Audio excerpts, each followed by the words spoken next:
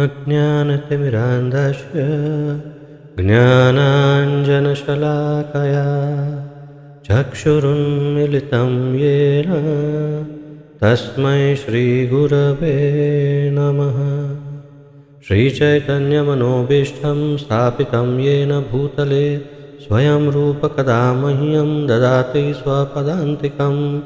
वन्देऽहं श्रीगुरु श्रीयुतपदकमलं श्रीगुरून् वैष्णवांश्च श्रीरूपं साग्रजातं सहगण रघुनाथान्वितं तं सजीवं साद्वैतं सावधूतं परिजनसहितं कृष्णचैतन्यदेवं श्रीराधाकृष्णपादान् सहगण ललिता श्रीविशाखान्वितांश्च।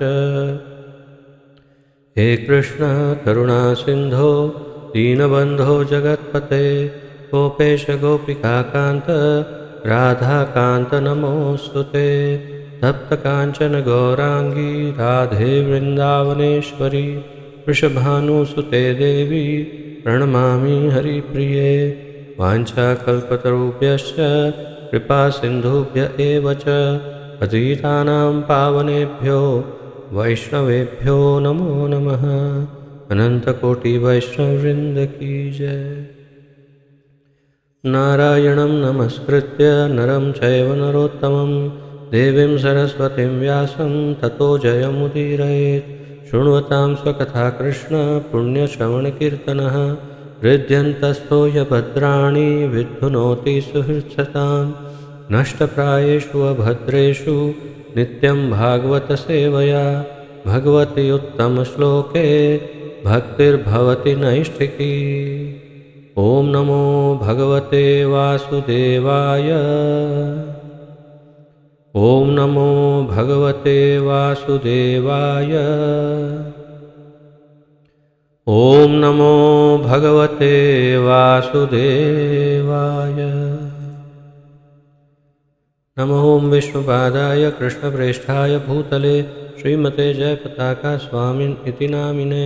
नमो आचार्यपादाय निताय कृपाप्रदायने गौरकथाधामदाय नगरग्रामतारिणे। नमः ॐ विष्णुपादाय कृष्णप्रेष्ठाय भूतले श्रीमते भक्तिवेदान्तस्वामिन् इति नामिने। नमस्ते सारस्वते देवे गौरवाणी प्रचारिणे निर्विशेषशून्यवादी पाश्चात्यदेशतारिणे। जय श्री कृष्ण चैतन्य प्रभु नित्यानंद श्री अद्वैत गदाधर श्रीवासादि गौरभक्तवृंद। हरे कृष्ण कृष्ण कृष्ण हरे हरे हरे राम राम राम हरे हरे। हरे कृष्ण कृष्ण कृष्ण हरे हरे हरे राम राम राम हरे हरे। हरे कृष्ण कृष्ण कृष्ण हरे हरे हरे राम राम राम हरे हरे।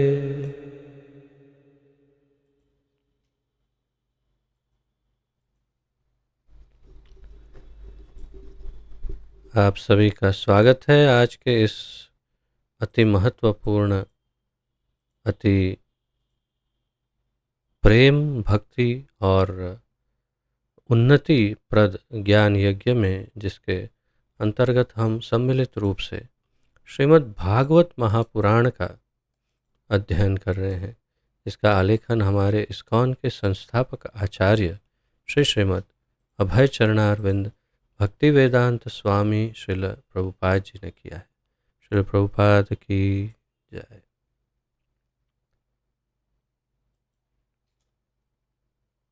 तो प्रथम स्कंद के छठे अध्याय में, जिसके अंतर्गत श्री नारद मुनि का चरित्र और विशेष रूप से श्री नारद मुनि किस प्रकार नारद मुनि बने, अपने पूर्व जन्म में दासी पुत्र होने के बावजूद, एक अति सामान्य तुच्छ जीव होने के बावजूद वे किस प्रकार, किस कारण, कैसे वे नारद मुनि, देव ऋषि नारद के पद को प्राप्त हुए, और फिर कैसे उन्हें ये आध्यात्मिक देह की प्राप्ति हुई, कैसे देहांतरण हुआ, भौतिक देह का त्याग और आध्यात्मिक देह की प्राप्ति, ये सब कैसे हुआ, इसका संपूर्ण विवरण हम अभी स्टडी कर रहे हैं, उसका अध्ययन कर रहे हैं। और इससे हमें ये सीखने का ये मौका प्राप्त हो रहा है कि हमें किस प्रकार से साधना करके कैसे सिद्ध होना चाहिए। श्री नारद मुनि जिस प्रकार सिद्ध हुए, वैसे ही हमें भी सिद्ध होना चाहिए। यही श्रील प्रभुपाद जी भी आगे आज बताएंगे अपने तात्पर्य में, कि हमें श्री नारद मुनि के पद चिन्हों पर चल करके हमारी सिद्धि को प्राप्त करना चाहिए। तो वास्तव में हमारे सिद्धि पथ का ये बहुत ही महत्वपूर्ण पहलू है। और यदि जो गंभीर है आध्यात्मिक जीवन में सिद्धि प्राप्ति के लिए, जो इस जीवन को अपना अंतिम जीवन बनाना चाहते हैं, उनके लिए यह अतिशय महत्वपूर्ण और ज्ञानप्रद ये घटना क्रम हो सकता है। तो आइए, जहाँ कल विराम लिया था उसका पुनरावर्तन करते हुए आगे बढ़ते हैं। कल हमने 29 से लेकर के 31वें श्लोक का अध्ययन किया था, उसका पुनरावर्तन करते हैं आज। आप स्क्रीन पर श्लोक पढ़ पा रहे हैं। तो 29वें श्लोक में श्री नारद मुनि बताते हैं, वास्तव में ये 36 श्लोक तक नारद मुनि का संवाद है। उसके पश्चात यानी 36वें श्लोक में नारद मुनि अंतिम उपदेश देकर व्यासदेव को फिर प्रस्थान करेंगे। तो 29वें श्लोक में कहते हैं, कल्प के अंत में जब भगवान नारायण प्रलय के जल में लेट गए, तब ब्रह्मा जी समस्त सृष्टिकारी तत्वों सहित उनके भीतर प्रवेश करने लगे और उनके श्वास से मैं भी भीतर चला गया।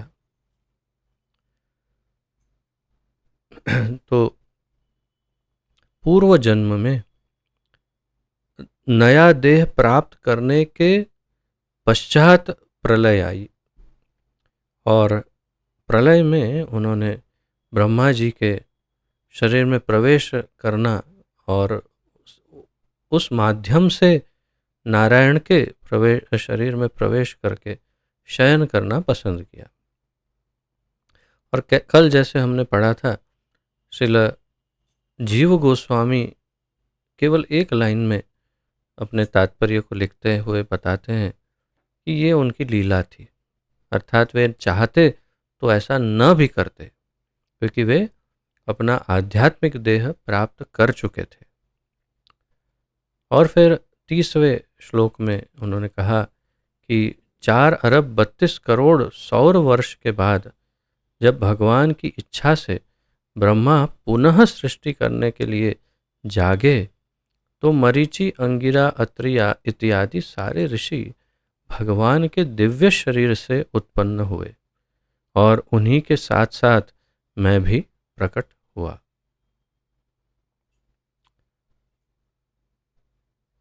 तो ये भी लीला का ही एक भाग है कि ब्रह्मा जी ने पुनः सृष्टि का प्रारंभ किया, सारे ऋषियों को उत्पन्न किया और साथ में अपने चिंतन द्वारा नारद मुनि को जागृत किया।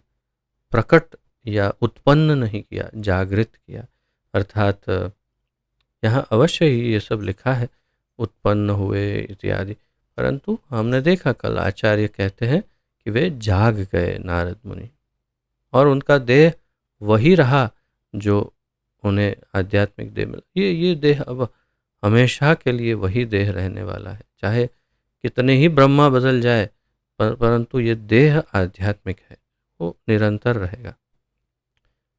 और फिर 31वें श्लोक में हमने पढ़ा, तब से सर्वशक्तिमान विष्णु की कृपा से, अर्थात महाविष्णु, जैसा हमने यहाँ पढ़ा था, अनुग्रहान महाविष्णोर, तो महाविष्णु की कृपा से मैं दिव्य जगत में तथा भौतिक जगत के तीनों प्रखंडों में बिना रोक टोक के सर्वत्र विचरण करता हूँ। ऐसा इसलिए है क्योंकि मैं भगवान की अविच्छिन्न भक्तिमय सेवा में स्थिर हूँ। तो जो सतत निरंतर नित्य भक्ति और गुणगान में लगे होते हैं भगवान के, उनके लिए क्या संभव नहीं है, यही बताना चाह रहे हैं। अवश्य ही कोई भी भक्त अगर चाहे तो वो भी किसी भी लोक में कभी भी आ जा सकते हैं, ऐसा इससे अर्थ समझ में आ रहा है। जो शुद्ध भक्त सिद्ध भक्त होते हैं उनकी बात है, हमारी नहीं। और फिर अब आज का 32वां श्लोक, जहाँ पर हमें जानकारी प्राप्त होगी कि भगवान ने उन्हें वीणा की गिफ्ट या तो उपहार दिया और वरदान दिया, तो उस वीणा का किस प्रकार उन्होंने प्रयोग किया, ये सब अब वर्णन आएगा। तो आइए श्लोक का उच्चारण करते हैं।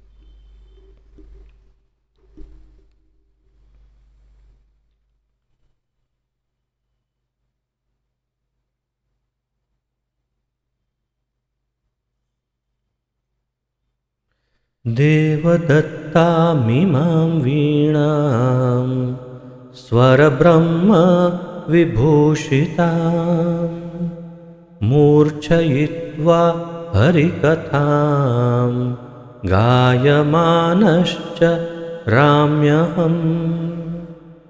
देवदत्तामिमां वीणां स्वरब्रह्म विभूषितां मूर्छयित्वा हरिकथां गायमानश्च राम्यहम्। देवदत्ताम इमाम वीणाम, देवदत्ताम भगवान ने दी, स्वर ब्रह्म विभूषिताम मूर्छयित्वा हरिकथाम गायमानश्च राम्यहम्। शब्दार्थ: देव पूर्ण पुरुषोत्तम भगवान श्री कृष्ण द्वारा। बड़ा आश्चर्यजनक अनुवाद है ना। देव तो कोई भी हो सकते हैं, महादेव हो सकते हैं, गणेश जी, ब्रह्मा जी, इंद्र चंद्र वरुण आदि, कोई अति सामान्य देव या कोई विशेष देव या कोई भी देव हो सकते हैं। और प्रभुपाद जी अनुवाद करते हैं पूर्ण पुरुषोत्तम भगवान श्री कृष्ण द्वारा। किंतु सारे आचार्यगण इसी प्रकार अनुवाद करते हैं। अर्थात हमारे गौड़ीय वैष्णव आचार्य जो है, जीव गोस्वामी, श्रील विश्वनाथ चक्रवर्ती ठाकुर, श्रील जीव गोस्वामी बहुत स्पष्ट रूप से लिखते हैं श्री कृष्ण। देव अर्थात श्री कृष्ण, नारायण नहीं लिखते हैं, कृष्ण लिखते हैं। आश्चर्य है। किंतु यदि सारे आचार्य भी कृष्ण ही लिखते हैं तो अवश्य कृष्ण ही होंगे जिन्होंने उन्हें वीणा दी होगी। तो देव अर्थात भगवान श्री कृष्ण। दत्ताम तो देव दत्ताम यानी देव ने दिया, प्रदत्त यानी अर्थात दिया, प्रदान किया।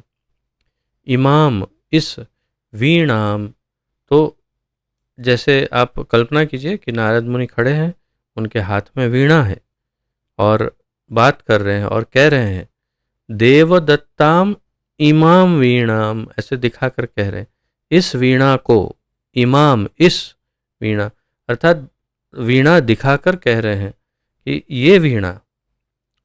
स्वर, अब वीणाम जो है उसका यहाँ हिंदी में वीणा को ऐसा लिखा है, और अंग्रेजी में प्रभुपाद जी क्योंकि वीणा अंग्रेज़ों को समझ में आएगी नहीं, इसलिए वे लिखते हैं रस्सियों से या हाँ कुछ ऐसे ही रस्सियों से बंधा हुआ एक वाद्य यंत्र ऐसा कुछ वर्णन करते हैं, क्योंकि वो कैसे समझेंगे वीणा क्या है, परंतु हम समझ सकते हैं वीणा क्या है। स्वर तो स्वर या बोल, ये गायन के स्वर की बात है, तो जो संगीत में स्वर होते हैं उसकी बात है। अब ये स्वर जो हैं उसका बड़ा बृहद वर्णन आचार्यगण करते हैं, और श्रील प्रभुपाद जी भी वही करते हैं, तो वो हम आगे पढ़ेंगे। ब्रह्म दिव्य, अब यहाँ ब्रह्म शब्द का अनुवाद प्रभुपाद जी दिव्य अंग्रेजी में ट्रांसेंडेंटल करते हैं। अब ट्रांसेंडेंटल का हिंदी अनुवाद दिव्य हो सकता है या नहीं, यह और एक प्रश्न है। वैसे तो लगभग ऐसा होता है कि संस्कृत या हिंदी में जो शब्द हैं उनका योग्य हिंदी अंग्रेजी अनुवाद नहीं मिलता है लगभग क्षमा करिए। किंतु ये ट्रांसेंडेंटल जो शब्द है वो बड़ा विशिष्ट शब्द है अंग्रेजी में, और उसका हिंदी अनुवाद करना हो तो वो बड़ा कठिन है। मैंने इंटरनेट पर भी देखा तो एक शब्द ऐसा लगा कि जो काफ़ी उससे मिलता जुलता हो, और वो है इंद्रियातीत या ऐसा। तो इंद्रियों से अतीत, हमारी इंद्रियों से भी ऊपर का, यानी हमारे चिंतन से, हमारे इस भौतिक संसार से परे, और अति विशेष, या ऐसे ऐसे अनेक प्रकार के उसके अनुवाद किए हैं हिंदी में इंटरनेट में। किंतु एक ये भी हो सकता है कि दिव्य, परंतु किंतु मुझे कहीं दिव्य शब्द इंटरनेट पर नहीं दिखा ट्रांसेंडेंटल का अनुवाद। तो ब्रह्म, वास्तव में ब्रह्म शब्द का अर्थ ट्रांसेंडेंटल किया प्रभुपाद जी ने, यह भी एक आश्चर्य है। और ट्रांसेंडेंटल का अनुवाद दिव्य किया अनुवादक जी ने, किंतु हम ब्रह्म को ही यदि समझे तो बड़ा आसान सरल हो जाएगा। ब्रह्म यानी भगवान या उनके इस भौतिक संसार से परे। तो ब्रह्म विभूषिताम, अब यहाँ शब्द क्या है, स्वर ब्रह्म विभूषिताम। तो स्वर ब्रह्म ये एक शब्द है, और स्वर ब्रह्म जो है उसका अर्थ क्या है हमें आचार्यगण बताएंगे आगे, इसलिए मैं अभी कुछ भी नहीं बताऊंगा उसके विषय में कि स्वर ब्रह्म क्या है। और स्वर ब्रह्म का अच्छा अर्थ सब आचार्यों ने समझाया। विभूषिताम, अलंकृत, विभूषित करना, अलंकार या श्रृंगार करना। मूर्छयित्वा, मूर्छयित्वा तो ऐसा एक बार में पढ़कर ऐसा लगता है मूर्छित, नहीं, ये मूर्छा यानी बेहोश हो जाना ऐसा नहीं। मूर्छयित्वा का अर्थ है वाइब्रेशन या स्पंदन। तो ध्वनि और ध्वनि से जो स्पंदन या वाइब्रेशन होता है उसे मूर्छयित्वा ऐसा। इसको भी आचार्यगण समझाएंगे आगे, क्योंकि मूर्छयित्वा शब्द भी बड़ा विशेष है। यहाँ उसका ऐसे ही उपयोग नहीं किया गया है। आचार्य बताते हैं कि ये विशेष प्रकार का वाइब्रेशन है, सामान्य भौतिक स्वर नहीं है।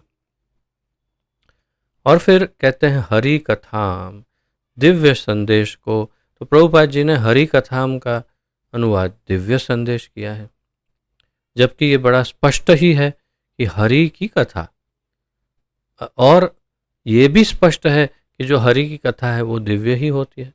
तो हरि कथाम अर्थात भगवान की कथा का दिव्य संदेश। गायमानः, निरंतर गाते हुए। गायमानः तो गाते हुए, परंतु उसका वास्तविक अर्थ यहाँ पर है, गायमानः का अर्थ है निरंतर गाते हुए, यानी हमेशा गाते हुए। अर्थात जब कभी भी नारद मुनि जहाँ भी रहते हैं निरंतर भगवान के गुणों का, उनकी कथा, उनका गुणगान तथा उनका नाम गाते ही रहते हैं। चरामी, विचरण करता हूँ, मैं घूमता रहता हूँ। अहम, मैं। अनुवाद पढ़ते हैं श्रील प्रभुपाद जी का। और इस तरह मैं भगवान की महिमा के दिव्य संदेश का निरंतर गायन करते हुए और इस वीणा को झंकृत करते हुए विचरण करता हूँ, जो दिव्य ध्वनि से पूरित है और जिसे भगवान कृष्ण ने मुझे दिया था। अब इसमें इसके विभिन्न अंग हैं। तो और इस तरह से मैं भगवान की महिमा के दिव्य संदेश का निरंतर गायन करते हुए। तो क्या कार्य है उनका? उनका जो कार्य है वो इस लाइन में बताया है नारद मुनि का। भगवान की महिमा के दिव्य संदेश का निरंतर गायन करते हुए। गायन क्यों? बोल भी तो सकते हैं, नहीं वीणा है ना साथ में, तो वीणा के सहारे गाते हुए भगवान के गुण दूसरों को बताते हैं। अर्थात इतना तो स्पष्ट हुआ कि नारद मुनि संगीत में अत्यंत प्रवीण होंगे। और इस वीणा को झंकृत करते हुए विचरण करता रहता हूँ। झंकृत ये शब्द हिंदी में अनुवादक जी ने लिखा है, इंग्लिश में क्या लिखा है? वाइब्रेट। तो अब वाइब्रेट से थोड़ा ये और वास्तव में प्रभुपाद जी लिखते हैं वीणा को वाइब्रेट करते हुए, तो या बजाते हुए, कहने का अर्थ उनका यह है बजाते हुए, लेकिन झंकृत करते हुए अर्थात उसमें से जन जन जन जन या तो टिंग टिंग टिंग टिंग ऐसी जो उनकी जो वीणा की विशेष आवाज़ है उसको निकालते हुए, इसका अर्थ ये हो रहा है। तो इस वीणा को बजाते हुए सार रूप में देखे तो विचरण करता रहता हूँ। और ये वीणा क्या करती है? जो दिव्य ध्वनि से पूरित है और जिसे भगवान कृष्ण ने मुझे दिया था। और ये वीणा दिव्य ध्वनि से पूरित है और इसे तो दिव्य ध्वनि से पूरित, ये एक उसका अति विशेष गुण है इस वीणा का। इस वीणा, इसे भी हम अलग से माया करते हैं ताकि आप समझ पाए। तो इस वीणा को के पास दिव्य ध्वनि है और जिसे भगवान कृष्ण ने मुझे दिया था। ये अत्यंत सबसे विशेष इसका गुण वीणा का यही है कि ये स्वयं भगवान ने साक्षात उन्हें प्रदान की थी कि आप ऐसा करिए, इसे बजाते हुए चलिए। तात्पर्य तो श्रील जीव गोस्वामी के अनुवाद से उन्होंने तात्पर्य से लिया श्रील प्रभुपाद जी ने ये सब। लिंग पुराण में हम आगे देखेंगे भी ये कौन सा श्लोक है लिंग पुराण का। नहीं, लिंग पुराण के श्लोक को तो नहीं बताया है जीव गोस्वामी ने, किंतु अन्य श्लोक उन्होंने बताए हैं। लिंग पुराण में नारद मुनि को भगवान कृष्ण द्वारा प्रदत्त तार युक्त वाद्य यंत्र वीणा का वर्णन दिया गया है और इसकी पुष्टि श्रील जीव गोस्वामी द्वारा की गई है। तो श्रील जीव गोस्वामी ये बताते हैं कि ये जो वाद्य यंत्र है वीणा, वो नारद मुनि को कृष्ण ने दी। कृष्ण ने, नारायण ने नहीं। वो कहाँ लिखा हुआ है? लिंग पुराण में बताया है कि कृष्ण ने नारद मुनि को ये वीणा दी और तार युक्त वाद्य यंत्र जिसमें तार बंधे होते हैं ऐसा यंत्र दिया। और इसका प्रमाण लिंग पुराण में प्राप्त है।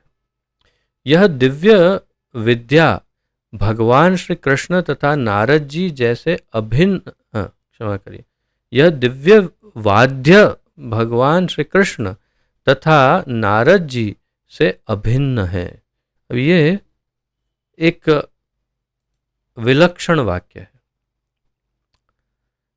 ये जल्दी समझ में, सामान्य लोगों की समझ में जल्दी ना आए ऐसा वाक्य कि यह दिव्य वाद्य अर्थात वीणा भगवान श्री कृष्ण और नारद जी से अभिन्न है। तो कहने का उनका क्या तात्पर्य प्रभुपाद जी का कि ये जो वीणा है वो कृष्ण है, ये वीणा है वो नारद मुनि है। तो ये वीणा नारद मुनि और कृष्ण में कोई अंतर ही नहीं है, ऐसा प्रभुपाद जी यहाँ बता रहे हैं। क्यों? क्योंकि ये सभी एक ही दिव्य कोटि के हैं, ये सब एक ही दिव्य कोटि के हैं। इसलिए तो ये इसका ऐसा अनुमान हम अर्थ निकाल सकते हैं कि ये नारद मुनि की जो वीणा है वो एक व्यक्ति होगी, एक एक व्यक्तित्व होगा, और आवश्यकता पड़ने पर नारद जी उनसे बात भी करते होंगे। ऐसा एक अनुमान लगाया जा सकता है इससे।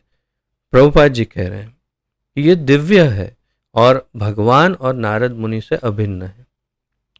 इस वाद्य द्वारा झंकृत ध्वनि कभी भौतिक नहीं हो सकती, अतएव नारद के इस वाद्य द्वारा प्रसारित महिमा तथा लीलाएं भी दिव्य है। उनमें भौतिकता का जरा भी उन्माद नहीं है। ये भी अत्यंत महत्वपूर्ण पॉइंट है कि ऐसी जो दिव्य वीणा है जो भगवान से अभिन्न है, उससे जो आवाज निकले या स्वर निकले वो सामान्य नहीं हो सकता।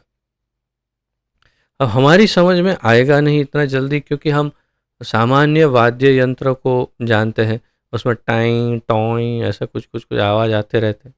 लेकिन ये उसमें वीणा में स्पर्श करते ही वो अपने आप ही कुछ अत्यंत विशेष, हम जिसकी कल्पना नहीं कर सकते, ऐसे स्वर उत्पन्न करता होगा।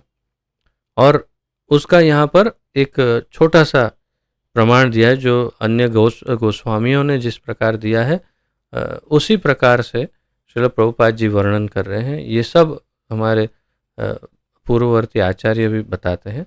सप्त स्वर, 7 स्वर। अब आप सब और हम सब 7 स्वरों को जानते हैं। सा रे ग म प ध, ये 7 स्वरों को हम जानते हैं। सारे ग म प ध, क्षमा करिए नी, तो सारे ग म प ध नी, ये 7 स्वरों को हम जानते हैं। लेकिन यहाँ पर उसका उल्लेख ही नहीं है। उसमें से पहले 5 तो बिल्कुल अलग ही है। जो हम सा रे ग म प जो कहते हैं, तो इसमें सा रे ग म ये यहाँ दिखाई नहीं दे रहे, ये कुछ अलग ही 7 स्वर है। कौन से हैं? श, षडज, श का अर्थ है षडज। रू, रू, या जैसे गुजराती भाषी कोई है तो रू उच्चारण करेगा, हिंदी भाषी है तो री उच्चारण करेगा। तो री या रू, तो ऋषभ, गा गांधार, गांधार, गा गांधार। तो पहले 2 अक्षर अलग है, श और रू है। फिर है ग नहीं है, गा है, गांधार। म सेम है, तो म से लेकर बाकी के सब लगभग सेम ही है। जो हम सरगम जो सारे ग म प ध नी में होता है वो। तो म का अर्थ है मध्यम, प का अर्थ है पंचम, ध का अर्थ है धैवत, तथा नी का अर्थ है निषाद। तो ये आप इसको नोट कर सकते हैं।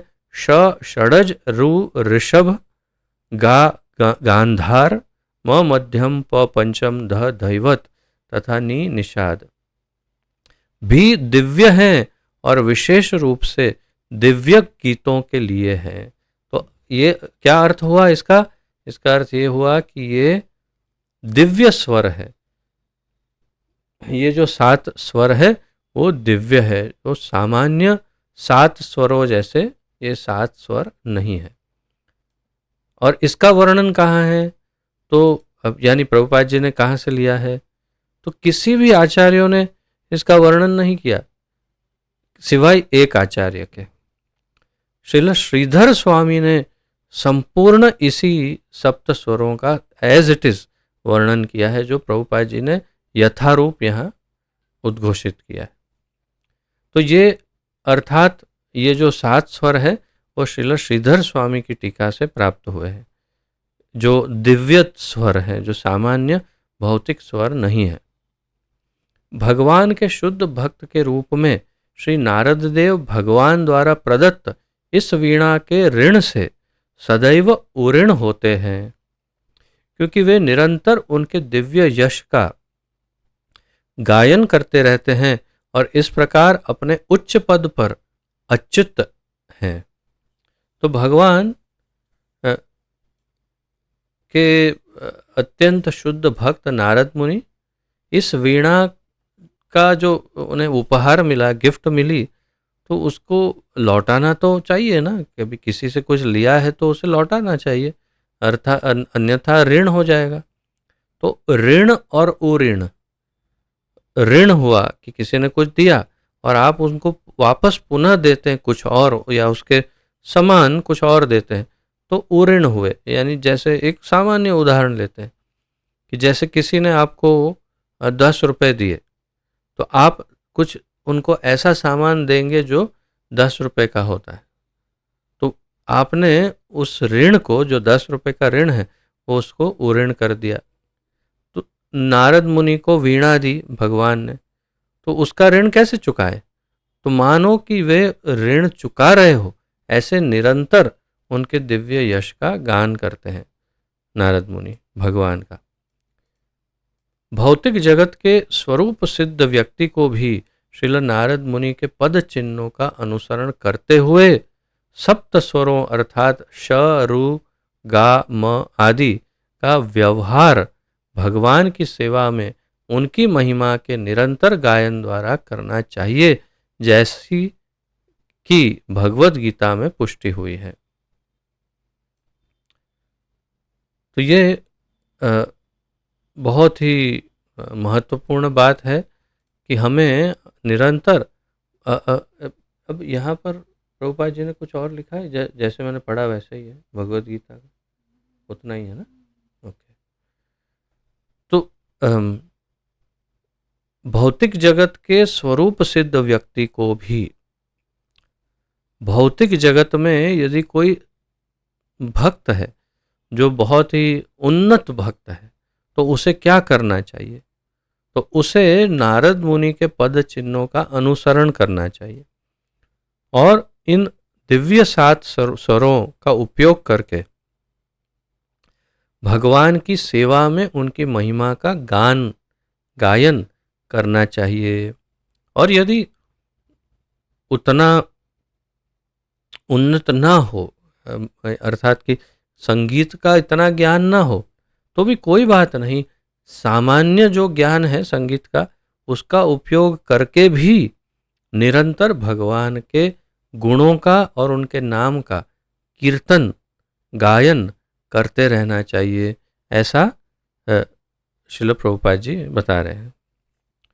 और ये वास्तव में यहाँ लिखा नहीं, इंग्लिश में ये बताया भगवद गीता विच 9.14 राइट। तो हिंदी में इन्होंने बताया नहीं है। 9.14 श्रीमद् भगवद गीता 9वें अध्याय के 14वें श्लोक से ये इंगित कर रहे हैं श्रील प्रभुपाद जी। वे कह रहे हैं कि 9वें अध्याय में जो 14वां श्लोक है उसमें इस बात की पुष्टि हुई है। तो क्या है ये 9.14 श्लोक? और साथ ही साथ हम फिर आचार्यों की टीका को भी देखते हैं। तो आइए, क्योंकि ये अंतिम वाक्य था इस टीका, इस तात्पर्य का, मैं आपके साथ शेयर करता हूँ।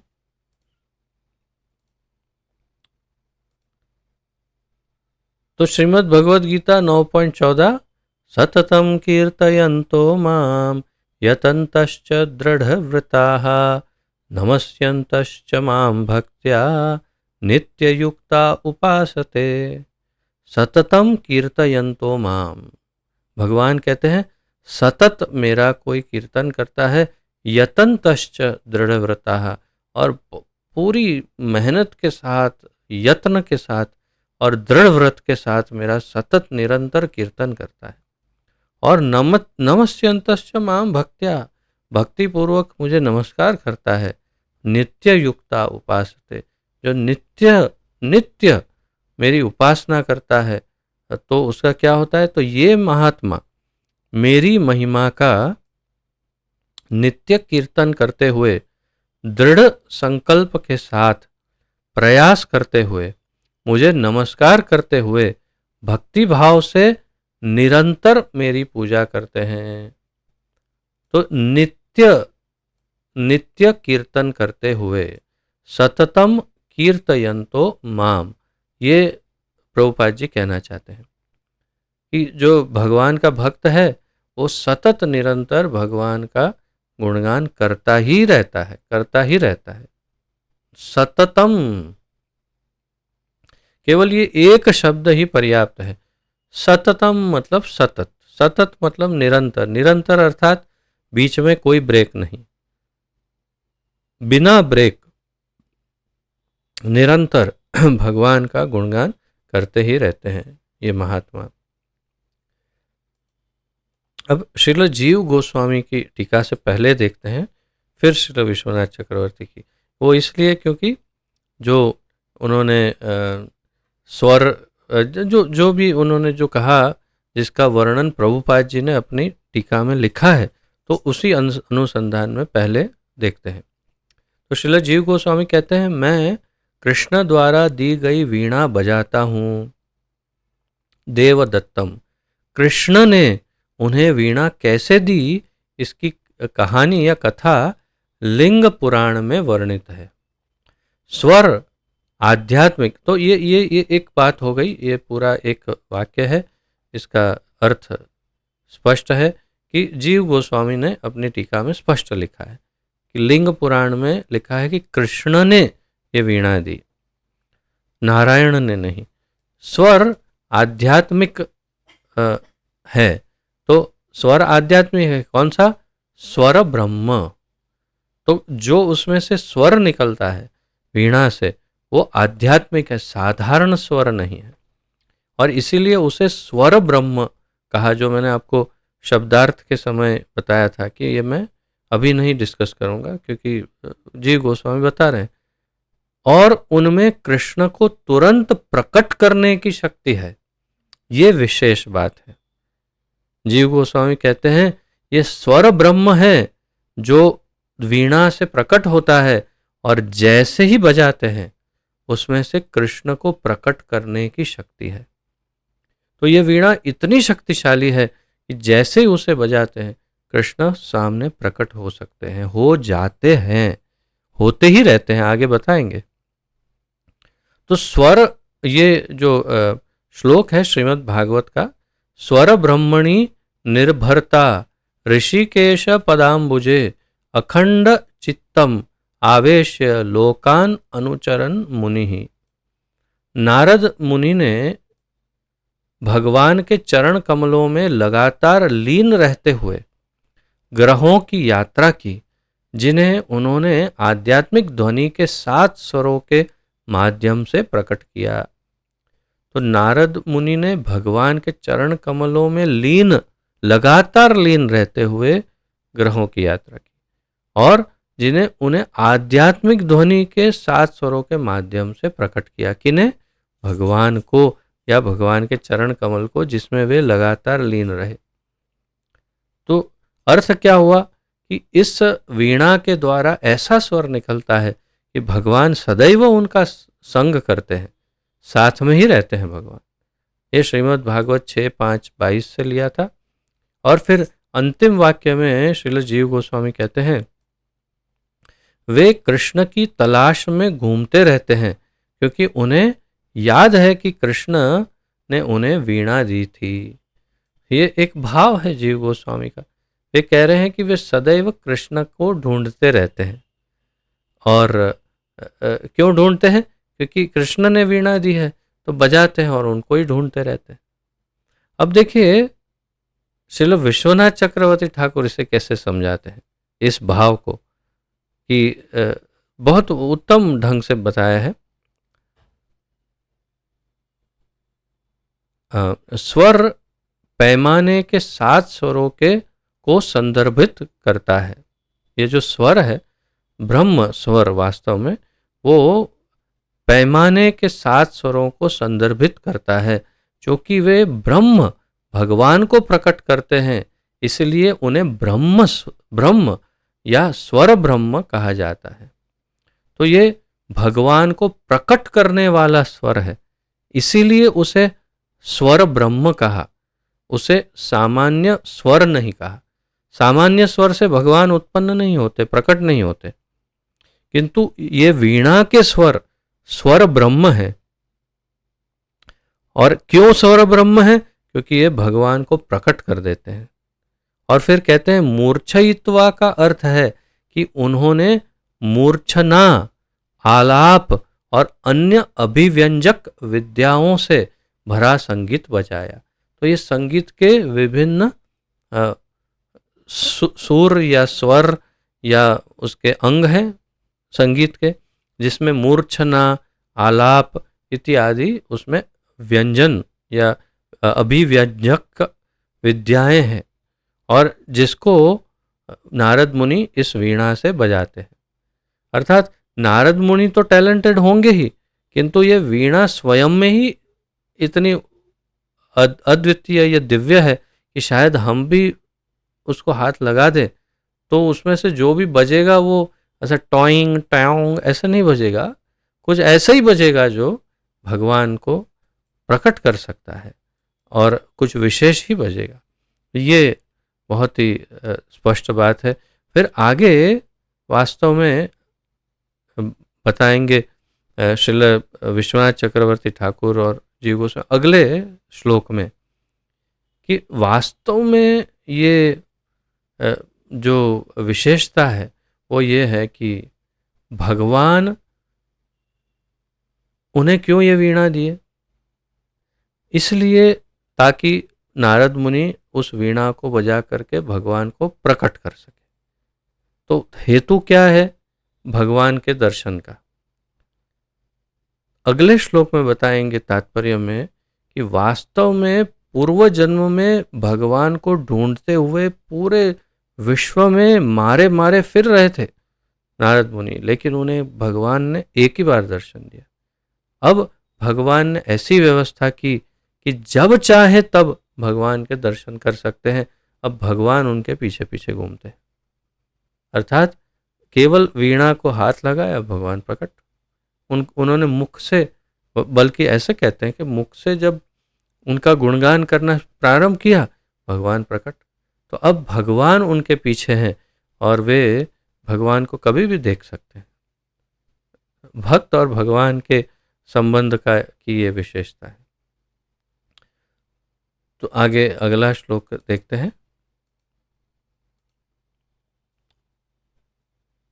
33वां श्लोक।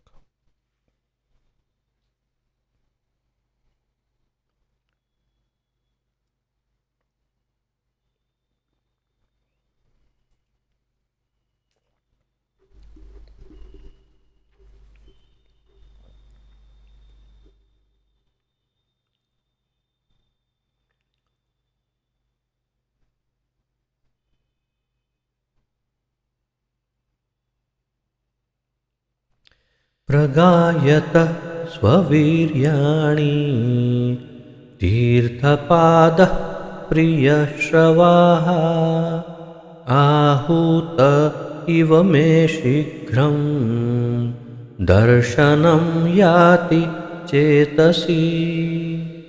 प्रगायतः स्ववीर्याणि तीर्थपादः प्रियश्रवाः आहूत इव मे शीघ्रं दर्शनं याति चेतसि।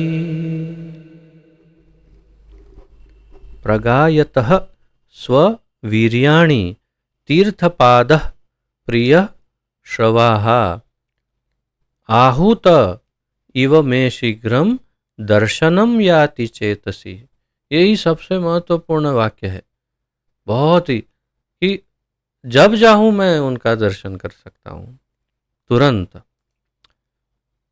शब्दार्थ प्रगायतः, इस प्रकार गाते हुए, प्रगायतः, गायतः गाना, प्रगायतः इस प्रकार गाते हुए, स्ववीर्याणि अपनी लीलाएं, ये मार्क करिए कि इसका अनुवाद किस प्रकार किया है प्रभुपाद जी ने। स्ववीर्याणि, अपने सामर्थ्य के अनुसार, आचार्यगण बताते हैं, अपने सामर्थ्य के अनुसार जो उन्होंने लीला की या तो जो कार्य किए उसे स्ववीर्याणि, लेकिन उसका अर्थ है अपनी लीलाएं। तीर्थपादः, बहुत ही विशेष शब्द है ये, तीर्थपादः, अर्थ क्या है? भगवान जिनके चरण कमल समस्त पुण्यों या पवित्रता के स्रोत हैं। भगवान जिनके चरण कमल सभी पुण्यों या पवित्रता का स्रोत है, जिससे सारे पुण्य प्रकट होते हैं, जिससे सारी पवित्रता उत्पन्न होती है, ऐसे भगवान के निर्मल चरण कमल जो तीर्थ के समान है। तीर्थ में स्नान करते हैं तो हम निर्मल हो जाते हैं, पवित्र हो जाते हैं, शुद्ध हो जाते हैं, बहुत पुण्य कमाते हैं। और भगवान के चरण कमल किसी तीर्थ के ही समान है, बल्कि सारे तीर्थ चरण भगवान के चरण कमल से ही प्रकट होते हैं। तो तीर्थ पादः अर्थात भगवान, तो भगवान, लेकिन वैसे भगवान जिनके चरण तीर्थ के समान है। प्रिय श्रवाह, बहुत ये भी बड़ा विलक्षण शब्द है। श्रवाह, सुनने में, प्रिय सुखद, जो सुनने में सुखद हो, सुख देता हो, प्रिय श्रवाह। आहूत, आहूत, आहूतः बुलाया गया, यानी बुलाना, आहूतः। इव मानो, मैं मुझको, शीघ्रम जल्दी ही, दर्शनम दर्शन, याति प्रकट होते हैं, प्रकट होता है नहीं, प्रकट होते हैं, चेतसी हृदय स्थल में, हृदय स्थल में या हृदय में प्रकट होते हैं, चेत हृदय। अनुवाद, ज्यों ही मैं भगवान श्री कृष्ण की सुमधुर महिमा की पवित्र लीलाओं का कीर्तन करना प्रारंभ करता हूं, त्यों ही वे मेरे हृदय स्थल में प्रकट हो जाते हैं, मानो उनको बुलाया गया हो। अब ये जो मानो उनको बुलाया गया हो है, उसका अर्थ श्रील जीव गोस्वामी बताएंगे, वो हम आगे टीका में पढ़ेंगे। तो ज्यों ही भगवान श्री कृष्ण की सुमधुर महिमा की पवित्र लीलाओं का कीर्तन करना प्रारंभ करता हूँ। इसमें विशेष क्या है? कीर्तन करना प्रारंभ करता हूँ, यह विशेष है। जैसे ही मैं कीर्तन करना प्रारंभ करता हूँ, त्यों ही वे मेरे हृदय स्थल में प्रकट हो जाते हैं, वे प्रकट हो जाते हैं। प्रकट, अब हृदय में तो वास्तव में सभी के हृदय में भगवान रहते ही हैं, लेकिन हृदय स्थल में प्रकट हो जाते हैं। तो इसका अर्थ क्या समझना चाहिए? इसका अर्थ यह है कि उनको दर्शन होते हैं। हमारे भी हृदय में तो है ही भगवान, नारद मुनि के हृदय में भी थे ही भगवान, लेकिन उन्हें दर्शन नहीं होते थे, या हमें दर्शन नहीं होते, किंतु जैसे ही कीर्तन करना प्रारंभ करते, तुरंत उनको दर्शन होना प्रारंभ हो जाता। और कैसे दर्शन होने लगता? मानो उनको बुलाया गया हो, अर्थात कि मान लो कि जैसे किसी ने भगवान को कहा, इनविटेशन दिया हो या बुलाया हो, आइए आइए, आप इधर आइए, आप इधर आइए, इधर आ जाओ। तो जैसे ही अब इनके नाम का कीर्तन, ये पूरा विवरण बताएंगे आगे गोस्वामी। अ, वास्तव में शायद मैंने इतना लिखा भी नहीं है नोट में, किंतु मैं आपको बताऊं जो गोस्वामी बताना चाहते हैं उनका अर्थ ये है कि भगवान का की एक विशेषता है। ये सभी आचार्य बताते हैं, श्रील विश्वनाथ चक्रवर्ती इसी बात को समझाते हैं, श्रील जीव गोस्वामी बताते हैं, श्रील वल्लभाचार्य भी ऐसे ही बताते हैं कि जय भगवान की विशेषता ये है कि उनको उनका गुणगान कोई यदि करता है तो वे तुरंत आकर्षित होते हैं। आप या हम भी यदि भगवान के गुणगान करते हैं यानी कीर्तन करते हैं, भगवान का यदि कीर्तन हम करते हैं तो भगवान तुरंत आकर्षित होते हैं। उसका एक प्रमाण भी है, एक श्लोक भी है। दो अलग अलग रूप में ये श्लोक प्रस्तुत होता है, थोड़ा थोड़ा अंतर है दो श्लोकों में, परंतु कोई भी एक मैं आपके सामने प्रस्तुत करता हूँ। नाहम वसामि वैकुंठे, नारद मुनि को ही कहते हैं बल्कि ये भगवान, नाहम वसामि वैकुंठे न योगी हृदये रवौ, मद भक्ता यत्र गायन्ति तत्र तिष्ठामि नारद। इसमें क्या कहते हैं भगवान, न नाहम वसामि वैकुंठे, मैं वैकुंठ में नहीं रहता हूँ। भगवान नारद मुनि पूछते हैं कहाँ रहते हैं आप, कहते हैं मैं वैकुंठ में नहीं रहता हूँ। ना योगी हृदय, योगियों के हृदय में भी नहीं रहता हूँ। रवौ, सूर्य में भी नहीं रहता हूँ, सूर्य चंद्र आदि में नहीं रहता हूँ। अर्थात शास्त्र में लिखा है कि योगियों के हृदय में भगवान है, सूर्य चंद्र में भगवान है, या वैकुंठ में रहते हैं, लेकिन भगवान कहते नहीं रहता हूँ। अर्थात रहते तो होंगे लेकिन वहाँ से निकल जाते हैं, और कहाँ चले जाते या कहाँ प्रस्तुत होते हैं, मद भक्ता यत्र गायन्ति, जहाँ मेरे भक्त मेरा कीर्तन करते हैं, तत्र तिष्ठामि नारद, मैं वहाँ पर जाकर के निवास करता हूँ, ऐसा भगवान कहते हैं। तो यहाँ पर यही बात है जो आचार्यगण बताते हैं, टीका में नोट्स में इतना सारा नहीं लिखा, कि जैसे कोई भगवान का कीर्तन करने लगता है भगवान आते ही हैं, उन्हें अच्छा लगता है उनका कीर्तन। परंतु ये तो अतिशुद्ध भक्त मुक्त जीव हैं, तो उनके कीर्तन में तो ऐसा बल है, प्लस उनको एक वीणा भी दे दी है भगवान ने कि इसको बजाइए मैं आ जाऊंगा। तो जैसे ही वीणा बजा करके कीर्तन करते हैं, मानो भगवान को बुलाए हो तुरंत प्रकट हो जाते हैं हृदय में, अर्थात दर्शन देने लगते हैं। तात्पर्य, परम पूर्ण भगवान अपने दिव्य नाम, रूप, लीलाओं तथा उनकी शब्द ध्वनियों से भिन्न नहीं है। भगवान अपनी इन विशेषताओं से, ये पूर्ण भगवान दिव्य नाम से, अपने रूप से, अपनी लीलाओं से तथा उनकी शब्द ध्वनियों से अलग नहीं है भगवान। अतः जैसे ही कोई कृष्ण कहता है, भगवान कृष्ण उस कृष्ण कहते ही जिह्वा पर प्रकट हो जाते हैं। इस बात को हम भौतिक संसारी लोग नहीं समझ सकते। क्यों? क्योंकि हम, जैसे मुझे प्यास लगी हो, मैं कहूँ जल जल, पानी पानी, तो मेरे मुख में पानी नहीं आएगा, किंतु मैं कृष्ण कहूंगा तो कृष्ण मेरी जिह्वा पर आएंगे, उसी समय कृष्ण साक्षात प्रकट होंगे। क्यों? क्योंकि नाम और कृष्ण में अंतर नहीं है। मैं कई बार ये श्लोक आपको बता चुका हूं। नाम चिंतामणि कृष्ण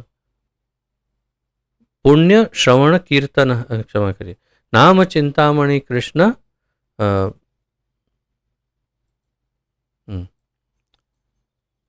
चैतन्य रस विग्रह, नाम चिंतामणि कृष्ण चैतन्य रस विग्रह, पूर्ण शुद्धो नित्य मुक्तो अभिन्नत्वान नाम नामिनो।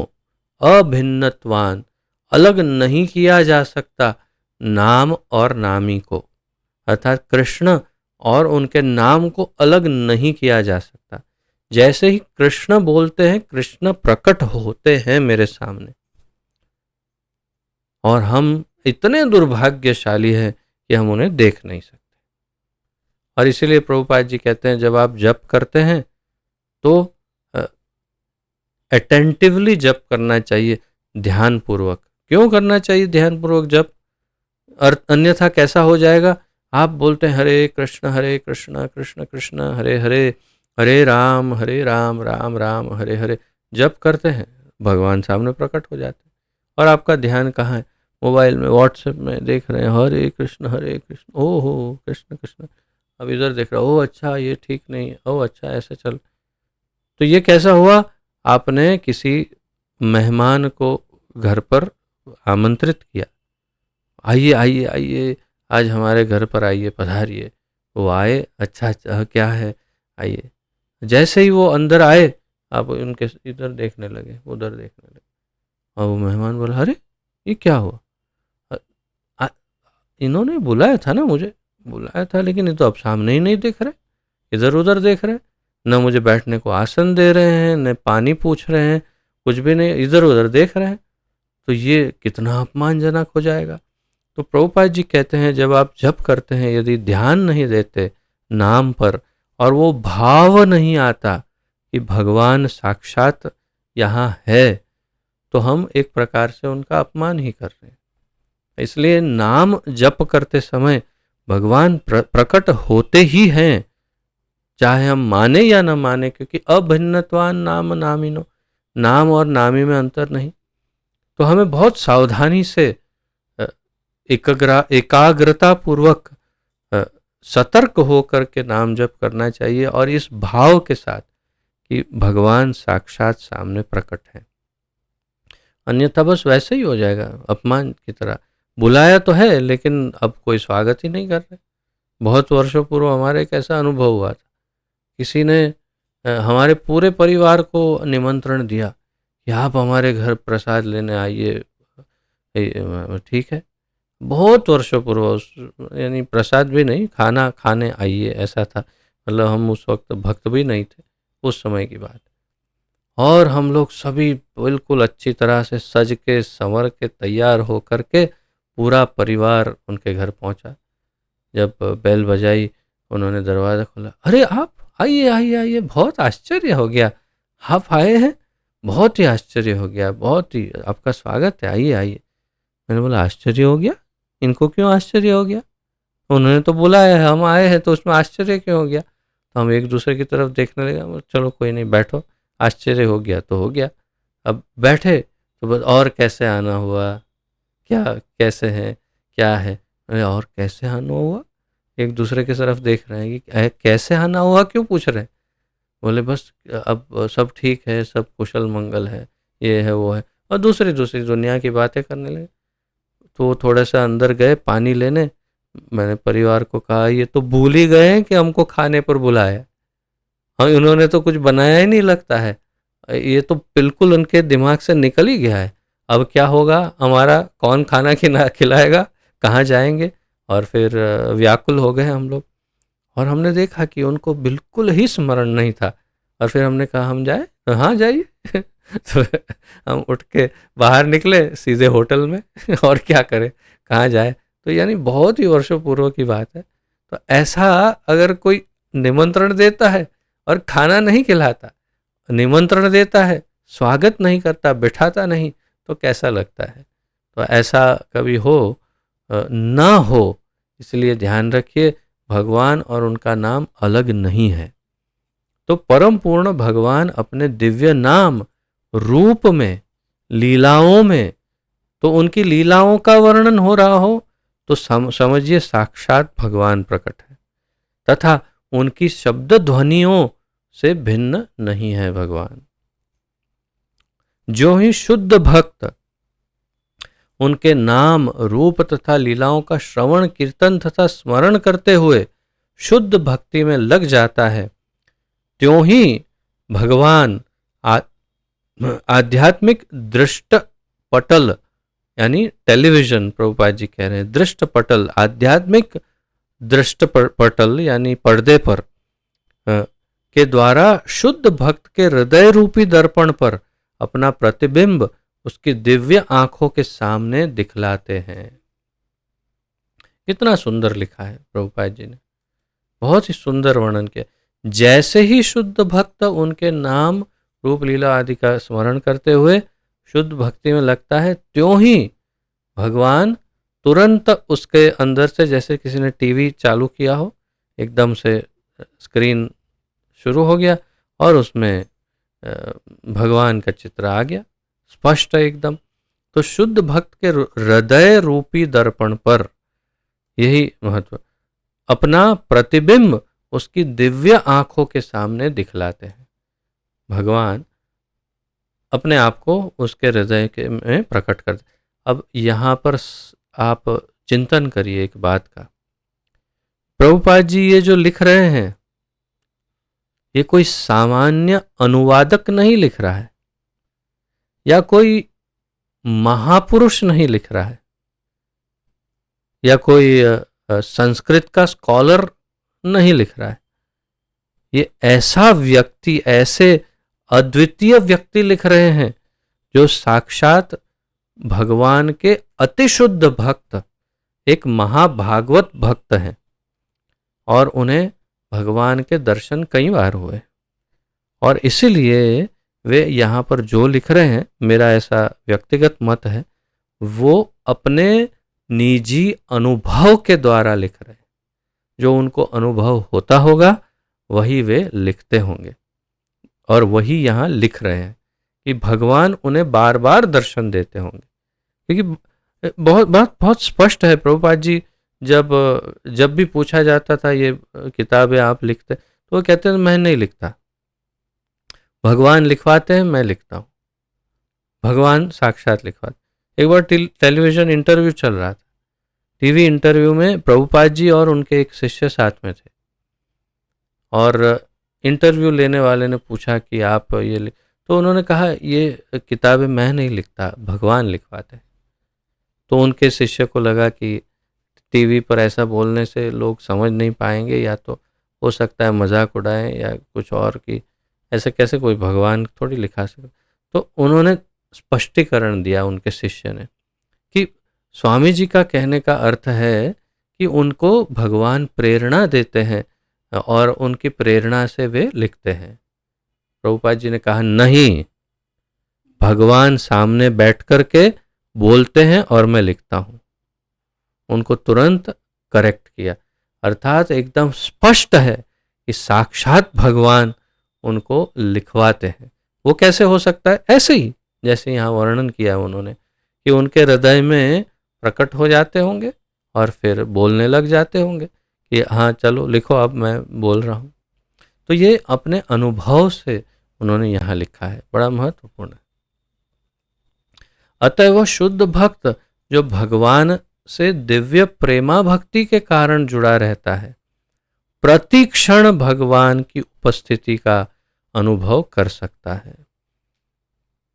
ये भी स्पष्ट है कि उन्होंने अपने अनुभव से ही लिखा है कि जो शुद्ध भक्त भगवान की दिव्य प्रेमा भक्ति में जुड़ा है, भगवान से दिव्य प्रेम भक्ति के द्वारा जुड़ा है, जो अर्थात भगवान से जो प्रेम करता है, वो प्रतिक्षण भगवान की उपस्थिति का अनुभव कर सकता है।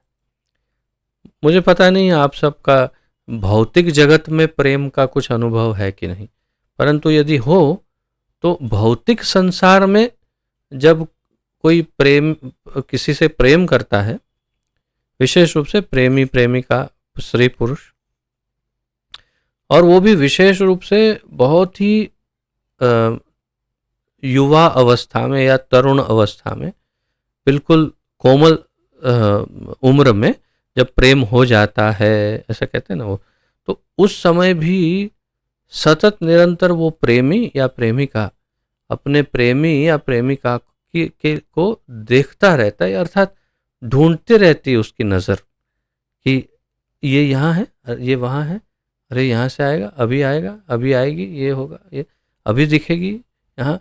जैसे उस कॉलेज में हो मान लो, तो कॉलेज में जाते हैं क्लास में, वो कहाँ है, वो कहाँ है, अरे हाँ वहाँ है, हाँ तो तात्पर्य है कि उसकी नज़रें हमेशा उसे ढूंढती रहती है, निहारती रहती है और आनंद लेती। तो ये है प्रेम सामान्य भौतिक संसार का, तो जब एक भक्त भगवान से जब प्रेम करता है तो वो सतत निरंतर उसके विषय में चिंतन करता है, उनको स्मरण करता है, और भगवान उसे निराश नहीं करते हैं, उसके सामने प्रकट हो जाते हैं और उन्हें दर्शन देते रहते हैं।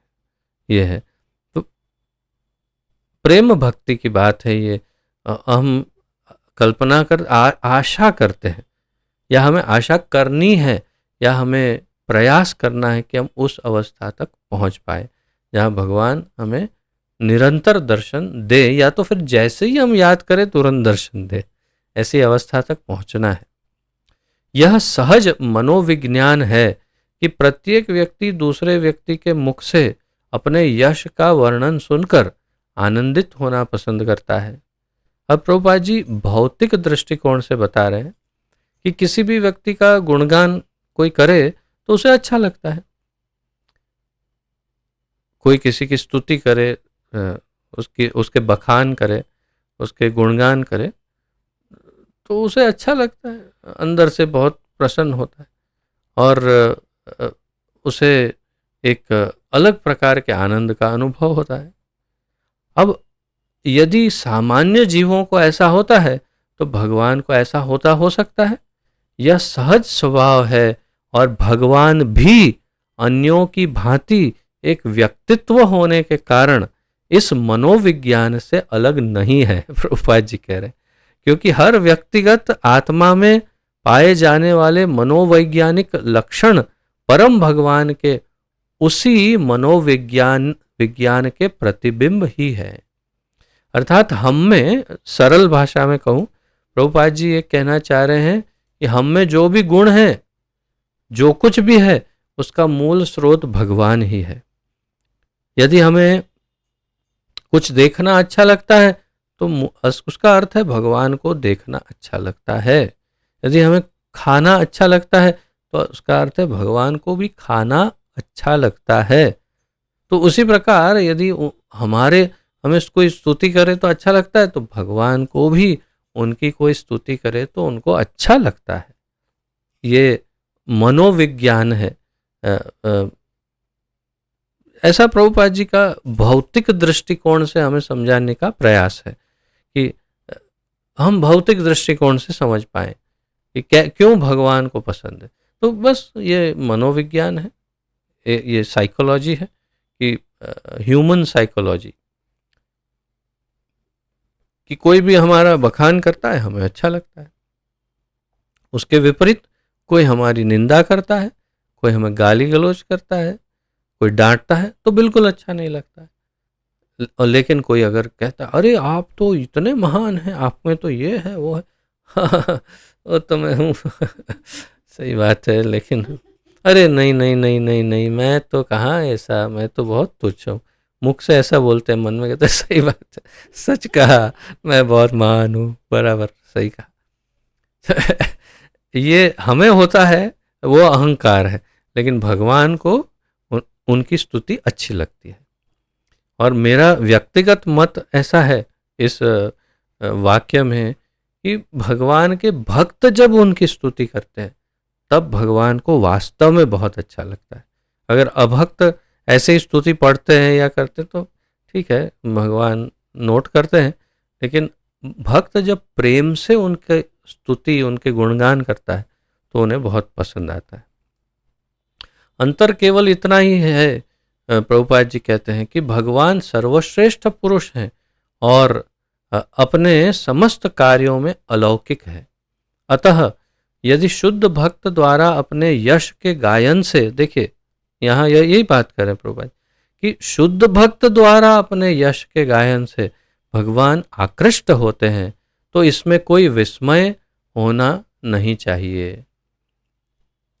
अर्थात ये भगवान का गुण है, वे अपने शुद्ध भक्त के गुणगान से तुरंत आकर्षित हो जाते हैं। अब जैसे उदाहरण लिया जा सकता है कि कोई बाहर का व्यक्ति आपके गुणों के बारे में बोल रहा हो तो आपको अच्छा तो लगेगा, लेकिन आप इतना जैसे अंग्रेजी में कहते हैं कंफर्टेबल महसूस नहीं करेंगे। अर्थात आपको अनुकूल नहीं लगेगा, ऐसा लगेगा अरे क्या ये बाहर के लोग, चलो ठीक है कोई बात नहीं। लेकिन यदि कोई आपका अपना परिजन, कोई परिवार का व्यक्ति, अपना पुत्र पुत्री या ऐसा कोई जब आपकी स्तुति करे तो आपको बहुत ही अच्छा लगता है। मेरे बच्चे ने मेरे गुणों के बखान किए, मेरा बेटा मेरे गुण दूसरों को बता रहा है, तो वो बहुत ही अच्छा लगता है। ऐसा ही कुछ है कि उनके शुद्ध भक्त जब स्तुति गान करते हैं तो भगवान आकर्षित हो जाते हैं। उसमें क्या आश्चर्य क्या है? प्रभुपाद जी कह रहे हैं क्योंकि वे परम पूर्ण हैं, अतः वे अपने महिमा गायन से प्रकट हो सकते हैं।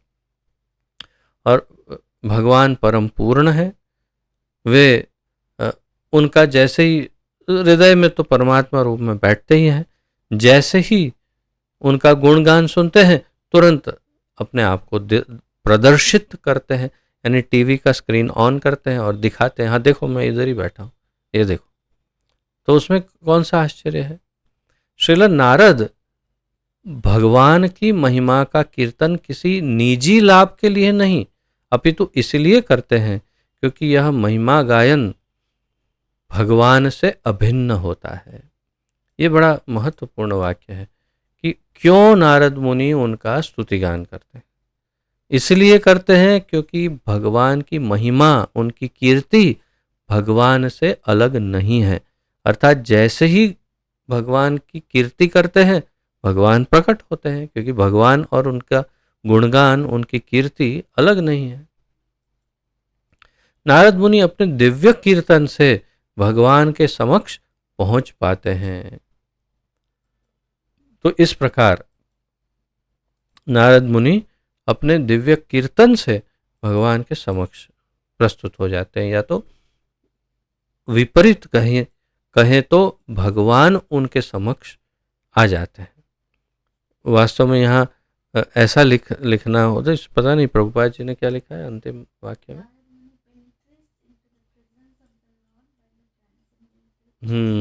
इसका अर्थ है कि अंग्रेजी में जो लिखा है प्रभुपाद जी ने उसका सही अनुवाद नहीं कर पाए हैं हिंदी अनुवादक जी। इसका अर्थ वास्तव में यह है कि भगवान के समक्ष नारद मुनि पहुंचते नहीं, नारद मुनि के समक्ष भगवान प्रस्तुत हो जाएं, ऐसा दिव्य कीर्तन करते हैं नारद मुनि। उसका ऐसा अर्थ होना चाहिए, यही है। तो देखते हैं आचार्यगण क्या कहते हैं इस उपलक्ष्य में।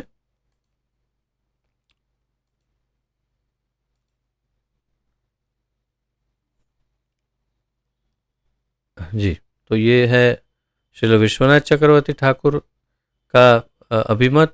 भगवान वास्तव में भक्ति से नियंत्रित होते हैं और इस प्रकार बिना बुलाए ही प्रकट हो जाते हैं। इसीलिए यह श्लोक कहता है कि वे ऐसे आते हैं जैसे उन्हें बुलाया जा रहा हो। तो मैंने आपसे कहा था, तो उनको बुलाया जा रहा हो उसका अर्थ क्या है? ऐसे आते हैं जैसे उनको किसी ने बुलाया हो। क्यों? भगवान वास्तव में भक्ति से नियंत्रित होते हैं। भगवान को नियंत्रित कर सकते हैं हम, उनको कंट्रोल कर सकते हैं। कैसे? भक्ति से। और विशेष रूप से मैं ये कहूँ तो प्रेम भक्ति से, सामान्य भक्ति से नहीं, प्रेम भक्ति से नियंत्रित होते हैं भगवान। अहम भक्त पराधीनो ही अस्वतंत्र इव द्विज, साधुभिर्ग्रस्त हृदयो भक्तिर भक्त जन प्रिय। भगवान कहते हैं, दुर्वासा मुनि को बताते हैं कि मैं अहम भक्त पराधीनो, मैं भक्तों पर अधीन हूं, ही अस्वतंत्र इव द्विज, मैं स्वतंत्र नहीं हूं, उनके द्वारा नियंत्रित हूं। तो भगवान वास्तव में भक्ति से नियंत्रित होते हैं और इस प्रकार बिना बुलाए ही प्रकट हो जाते हैं। जैसे ही उनका कोई कीर्तन करता है उनको लगता है मुझे बुलाया हो या ना हो, वो आ ही जाते हैं। इसलिए ये श्लोक कहता है कि ऐसे आते हैं जैसे उन्हें बुलाया जा रहा हो। बुलाया हो नहीं, अगर नारद मुनि ने सोचा भी नहीं हो फिर भी आ जाते हैं भगवान, ये तात्पर्य है। श्रील जीव गोस्वामी क्या कहते हैं? भगवान कि जिस रूप में भगवान की जिस रूप ने उन्हें वीणा दी, भगवान के जिस, यहाँ के होना चाहिए, भगवान के जिस रूप ने उन्हें वीणा प्रदान की, वे उनके हृदय में प्रकट होते हैं।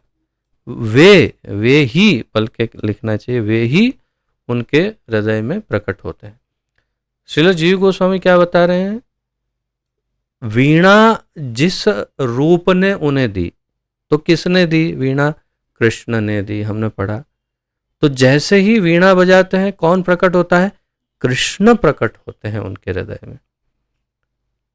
यहां क्या स्पष्ट हो रहा है जीव गोस्वामी के कथन के द्वारा? कि नारद मुनि नारायण को नहीं, कृष्ण को देखते हैं बार बार। वे नारायण के रूप को नहीं देखते हैं, क्योंकि जिन्होंने वीणा दी वही आते हैं हृदय में। ये जीव गोस्वामी का मत है। और श्रील वल्लभाचार्य कहते हैं, पहले मैंने बहुत यत्न किए उनके दर्शन के लिए, किंतु अब वे स्वयं ही अपनी अनंत करुणा से मुझे दर्शन देते रहते हैं। अर्थात कि ऐसा भाव है कि पहले मैंने बहुत पापड़ बेले उनको दर्शन देखने के लिए, लेकिन अब वो पापड़ बेलते हैं मुझे देखने के लिए। उसका अर्थ ऐसे हो जा रहा है, अर्थात कि पहले मैंने बहुत प्रयास किया भगवान को देखने का, लेकिन उन्होंने एक ही बार दिखाया, और अब क्या हो रहा है? अब तो वो मेरे पीछे पड़े हैं। बस जैसे ही मैंने वीणा बजाई या तो गाना प्रारंभ किया और तुरंत प्रकट हो जाते हैं सामने। तो ये भाव, अलग अलग भाव सभी आचार्यों का है। और मेरे विचार से फिर आज यहाँ पर विराम ले, या फिर देखते हैं, मैं देखता हूँ अगला जो श्लोक है वो छोटा सा हो तो ले सकते हैं, अन्यथा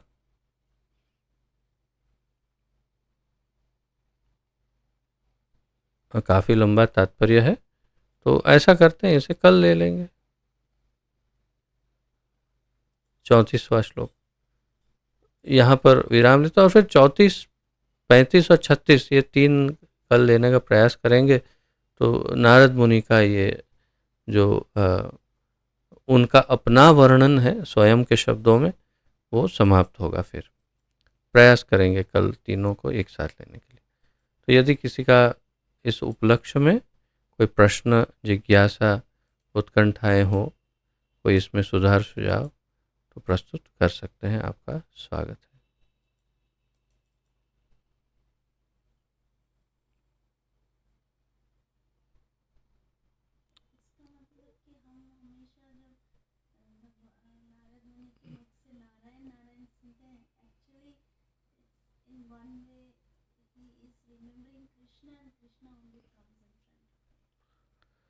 ऐसा अनुमान लगा सकते हैं हम, क्योंकि जैसे कि हम पढ़ रहे हैं कि, और नाटकों में या चलचित्रों में, फिल्म्स में, टीवी में हम देखते हैं नारायण नारायण बोलते। अब हो सकता है वास्तव में शायद नारायण बोलते हो या जो भी हो, परंतु उन्हें दर्शन कृष्ण के होते हैं, जैसा हम आचार्यों के मत अनुसार देख रहे हैं। तो उचित है जो आप कह रही हो, शायद ऐसे ही होगा कि वो चाहे बोलते जो भी हों, लेकिन उन्हें दर्शन कृष्ण के ही होते हैं, ऐसा लग रहा है इस आचार्यों की टीका से।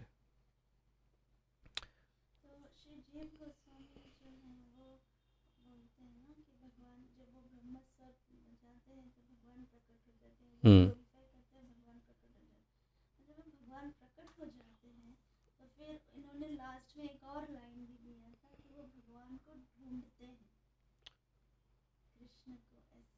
हाँ हाँ, अर्थात हाँ, ये भी एक भाव, ऐसी अलग अलग भाव है। तो एक भाव ये था कि वो भगवान को ढूंढते रहते हैं।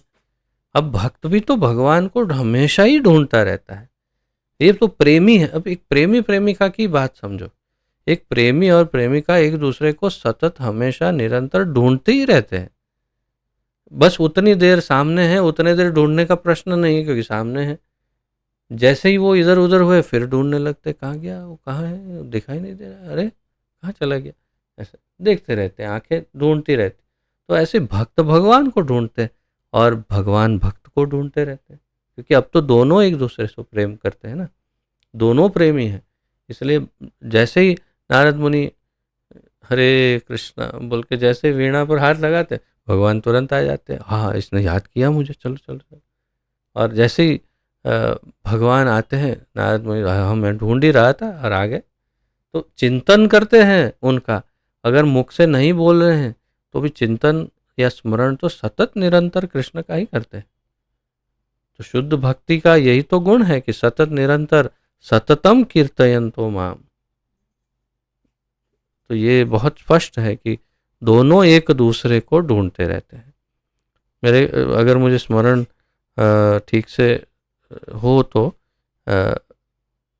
श्री चैतन्य चरितामृत में ऐसा कुछ श्लोक है जिसमें कंपटीशन बताई है, होड़ा होड़ी या ऐसा कुछ शब्द है, जिसमें बताया है कि दोनों के बीच में कंपटीशन होती है, कि भगवान और भक्त के बीच में कि कौन किसको अधिक किस प्रकार उनके साथ आदान प्रदान होता है, यानी भगवान भक्त को ज़्यादा याद करता है या भक्त भगवान को ज़्यादा याद करता है।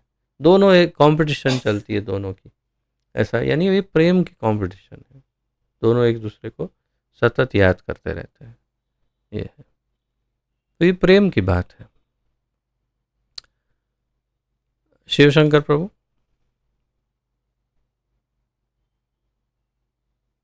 हरे कृष्णा प्रभु जी, धन्यवाद प्रणाम जय श्री भगवत। जय। मेरा प्रश्न था ये नारद मुनि हर टाइम जो बोलते थे ये नारायण नारायण, इसके कारण क्या नारायण क्यों हुआ? उसके कारण क्या है ऐसा जो भगवान अगर श्रवण कृष्ण ने अगर दिया होगा उनको बिना, तो नारायण नारायण क्यों कहते हैं अपना?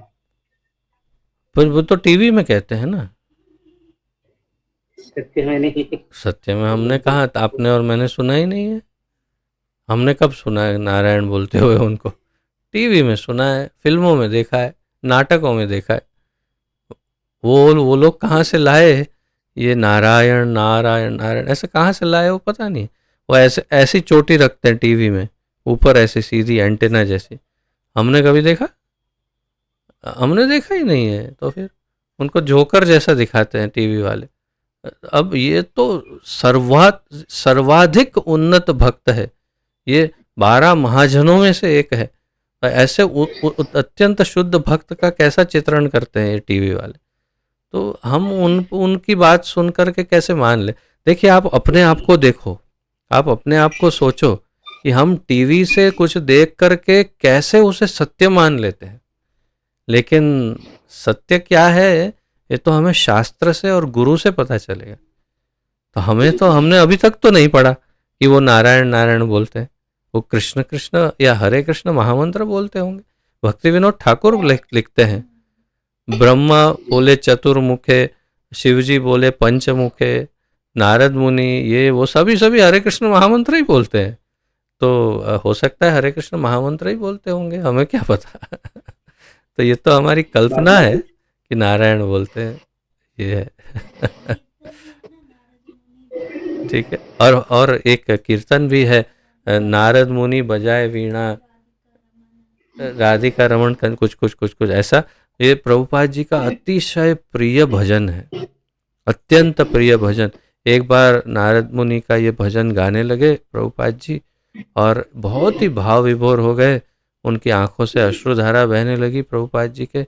और फिर थोड़ी देर एकदम शांत हो गए, और फिर उन्होंने अपने शिष्यों को कहा, यहाँ पर एक आसन रखो, यहाँ पर एक आसन रखो। क्यों आसन रखने के लिए कहा? तो बाद में शिष्यों ने पूछा, तो प्रभुपाद जी ने कहा, नारद मुनि साक्षात आ गए थे जब मैं ये गा रहा था, तो इसीलिए उनके लिए आसन दिया। तो तात्पर्य यह है कि नारद मुनि और वो भजन में क्या लिखा है, क्या है शब्द? नारद मुनि बजाए वीणा राधिका रमण नाम, आगे इत्यादि। और ये किसके द्वारा लिखा हुआ है? श्रील भक्ति विनोद ठाकुर का ये लिखा हुआ भजन है। तो नारद मुनि तो राधिका रमण का नाम लेते हैं। अब भक्ति विनोद ठाकुर की बात माने या टीवी वालों की बात माने, बोलो। हाँ? सिर्फ कृष्ण का भी नहीं, राधिका रमण नाम लेते हैं नारद मुनि, ऐसा कह रहे हैं भक्ति विनोद ठाकुर। तो भक्ति विनोद ठाकुर की ही बात माननी चाहिए हमें। ये है। ठीक, ठीक है प्रभु। शास्त्र में जो है वही मानना चाहिए। सही बात है, उचित है। ठीक। तो और कोई प्रश्न या जिज्ञासा? विराम लेते हैं। पतित पावन जगत गुरु श्रील प्रभुपाद की जय। पतित पावन गुरुदेव की जय। ग्रंथराज श्रीमद् भागवत महापुराण की जय। अनंत कोटि गौर भक्त वृंद वैष्णव वृंद की जय। श्री नारद मुनि की जय। निताय गौर प्रेमानंदे हरि हरि बोल। वाञ्छा कल्पतरुभ्यश्च कृपा सिंधुभ्य एव च पतितानां पावनेभ्यो वैष्णवेभ्यो नमो नमः। आप सबको दंडवत प्रणाम। आप सबका बहुत बहुत धन्यवाद। हरे कृष्ण।